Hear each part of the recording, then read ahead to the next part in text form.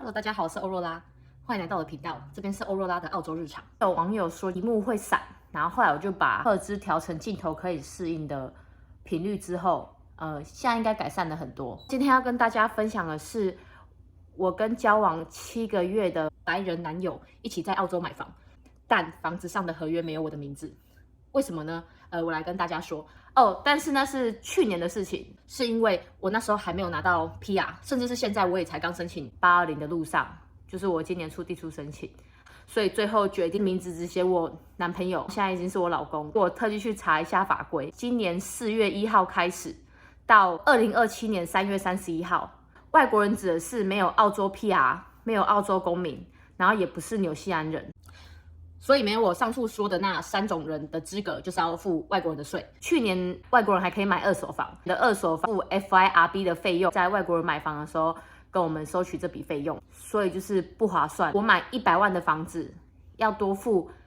16万澳币，以去年的背景时空，有些人1年可能才赚4万5，4年的年薪的，那当然不要啊，就写我老公的名字。可是我这样做的风险也很大。如果说我老公是诈骗，我就是会整个钱都不见，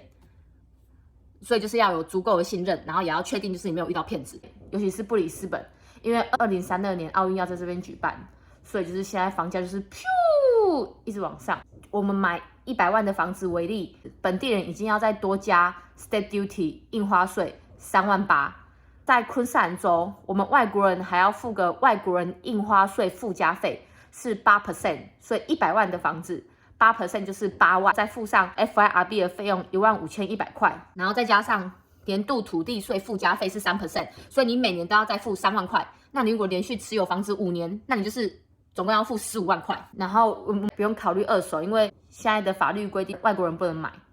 不然以前是规定说外国人可以买二手房 ，FIRB 费用付到4万4，你只要签证超过1年以上，你就可以买。可是呢，你必须在你签证到期的前3个月把你的房子卖掉，不然就会有罚款。问我的建议，我的 opinion 是不建议。我不建议的原因是，我知道在这边要拿 PR 的人，通常都是打工度假那时候过来，然后待了2年3年，觉得哦这边还不错，开始自己打工赚学费，自己去念个硕士啊，还是念个 diploma， 毕业后靠雇主担保，或是说英文考高分一点，自己去申请189或190偏远地区签证491。家里有富爸爸富妈妈的，当然是另当别论。如果就是像我们这种白手起家靠自己打拼的话呢，就是会不建议，还是会建议等你拿到 PR 之后再考虑买房的事情。这边来介绍澳洲买房的基本步骤。第一步就是先去找broker，之后准备文件，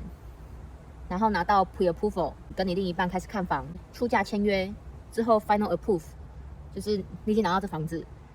然后就交屋。一开始准备阶段，你要先知道你的存款、收入，还有你的信用记录。澳洲好像是1000分，然后我老公那时候好像是800多分。工作的话呢，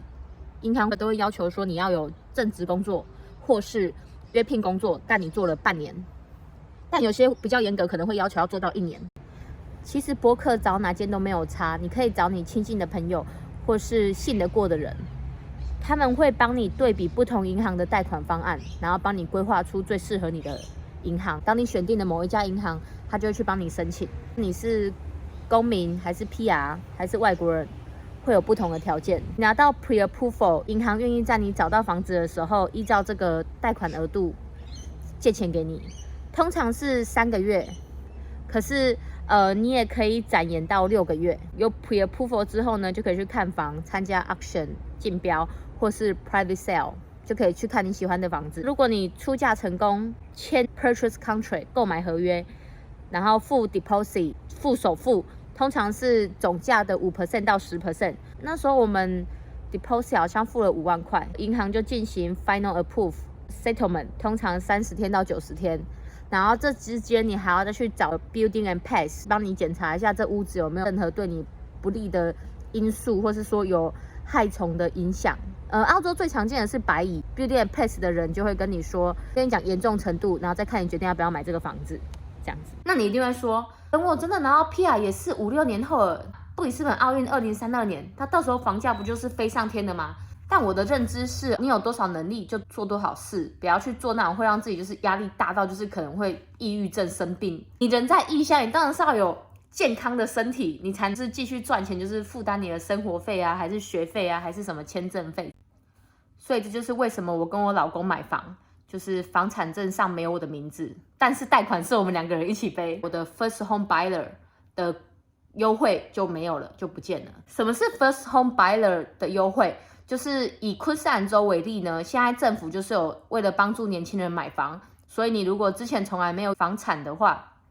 第一次买房，政府会补助你3万块澳币。可是这3万块澳币有规定哦，你要买低于75万以下的房子。你知道现在的新房都是那种建商或是一些有钱人，他们就是买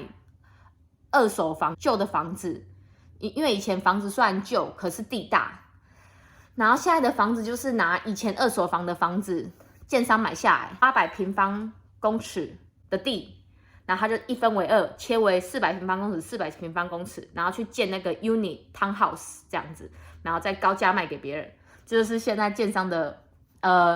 模式。对，所以我的话，如果你现在有 PR， 然后你一直在想要不要入手，你就是先买你可以负担的房子，就是你现在如果就是身上就是只有首付，比如说3万5万澳币。你就可以用 First Home Buyer 的优惠买低于70万的房子。现在好像 Uni 也都3房2卫，因为我觉得要有2卫，如果未来要有小孩，2卫会比较好一点。大概差不多价位在60万到70万之间。如果在比较华人区的话，离布里斯本市区开车40分到1小时的地方，可能还有50万到60万的价格。现在如果你有 deposit 存款的话，你就是先买你能力所及的房子，先拥有。因为现在如果你买的区域不要太差，